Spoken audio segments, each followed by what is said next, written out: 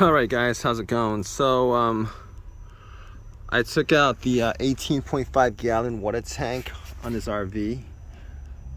So as you guys can see, this is the pump. This is the inlet. I'm not sure, but I think there's like two pumps on here. I think there's two pumps on here. This is the main pump probably. This is the automatic line generator switch.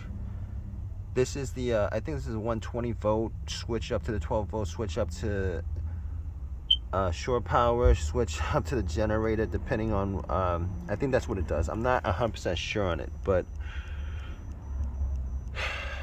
as you guys can see, this is what that compartment looks like that's under the bed, and this is a 1995 Coachman B class. And if you have this setup where the bed is